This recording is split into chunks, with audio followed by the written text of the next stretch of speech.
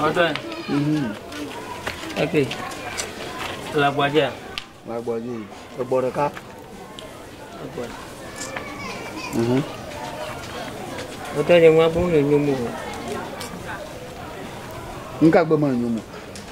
Ada yang ni koma cari. Modica kakak. Oh. Passenger dekat malu maju. Afina ko passenger dekat. Afu ko nyamu motor ro ko gudunya ni mo. Ada fundo. Amiha ko bavo. Mama. Taleke. Ba mo doro ko ba mo nyunu mo. Ba mo nyu. Ta me jibi agbo na ba gamele sisi akona mo. Ye bia awla be agbo na ba gamele wa lo leke. Kita ya gar kem plasinyo. Agar kemelio. Aja ndar mama de ku no ma hogar bo ma ko jami ko ro mo. Ne chori ma odare te. Apoya. Nyama glo no. But once he did the car flank to her, Nara the car, but Pogo. Now you are not Troy. I jigga, I jammy them woman. Boo. Now, Odo, a cho. Now, a back, black choy, mona, contana. I got a 2 minutes. I got a 2 minutes. I found. To boy, see, my one, I do you put a wound. I be the wound. Baba ma bi jire mu. To boy ntia. Baba. O ko mo no na ku yi ka gbo. O ko ga re ke vi ma ka gbo ko ga no na a pede mu. Le nyida. Kabi. Nya igbo mo le no yin ba. Nya te hoto. Me yi ga re ke do la shin ke ya. Ese ma. Me ga re ke do la shin. Foga ki ko ga na mi un to chonya lo. Nkia ga. Manya ba yaga mana manya madanu ba gara kama la singa kema ko shira veton meri ni ko lo nyomi le datom dola pla wi ku da fopa yo dola doli da chanku nuwe ko mbere ko mama jo yo no via ko mama yo no via fiko le o to fo ga o me vai yo chaga ni me mo le ko ma kwa aga be ga pla mu kokoko ha ko ganam la bayi kaka po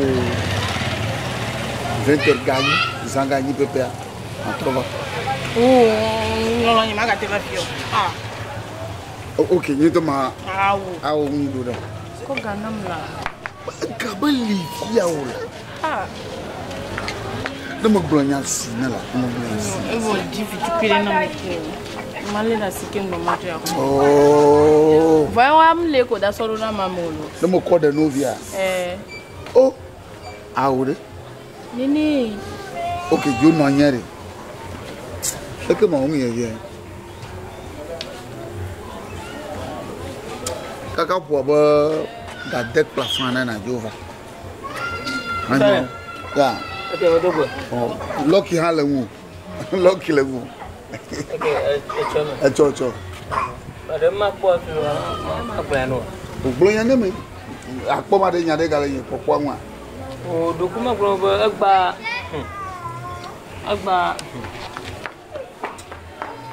Agba meri tu mah.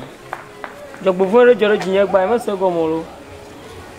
Ayi kumolo kau buat tay, amu vakata masa kupu. Oh, vakata oh. Dan yang kau fima. Uri rukona mana di afir bataya dari uhu, mungkin tu zoe temijariu. Mana ni? Ta agama nya story mungkin ada ni belum aku tu nyawa nama. Mana mah belum mula. Mana ada mana ko hanya maga jaga kan mana banana mina. Hanya ber Cina hagalang. Cina halang. Ya do yulau, do bager mo jani pelo. Na mo ko mo dari amanyo wa. Oh, apa tu? Ya. Ne be ako mo. Mo nya fa mo de. O ma ko dari. Dun ko fa mi. Awa magatijo. Zahawa eduvo.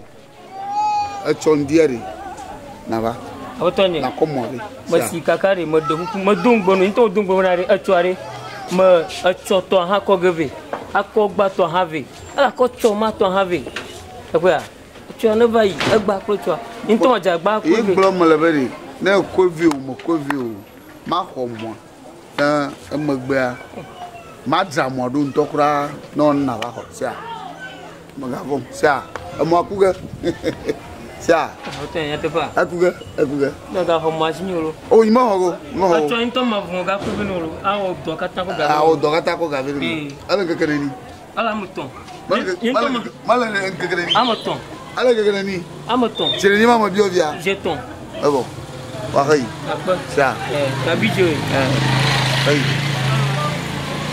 chu bora nyamo komo ne okukuma anyabo mo konta o de considérer voir mo le bovia diwa matin ya diwa matin mana bia ga moto no choro me nyaba ga ko ga bi gba po nya igro mo le na ma ah no homo swari asena so gana masa mo mako ga no ala nyu ha wo bo fo sendo masa mo mako ga no sia bagati yo masa mo mako ga no sia ngule choki masa mo mako ga no sia anyu ha wo ba otro ma ho ga sans problème ya ho ga ko sia mo ha wo ga sia yema na zon yire yo ai ça va anyi alega oh baba Abotone madon ngejo madon anda mo ko mo ina fiare so jo bela so jo la Olo nye klo mo kata. Hein? Cho.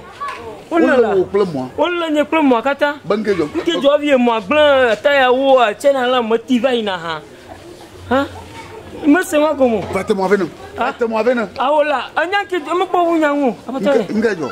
Mo ko le mo la vi jo bo ya. Avumonto mo wa fi si jo ma vialo. Eh ne ju bo ye ti ti la. Ngejo. Yo va le ma. O va nyi plot o. I me va de ku no brare. Ne me ya. O ma hafa.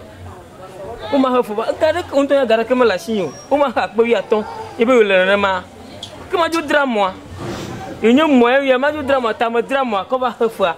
Ye na me te gbo fialo. Ajira mo yan ko hafa. Ajira mo yan ko hafa. Ajira mo yan ko hafa. Mbare. Ajira mo yan ko hafa. Oh patron. Ajira mo yan ko hafa lo.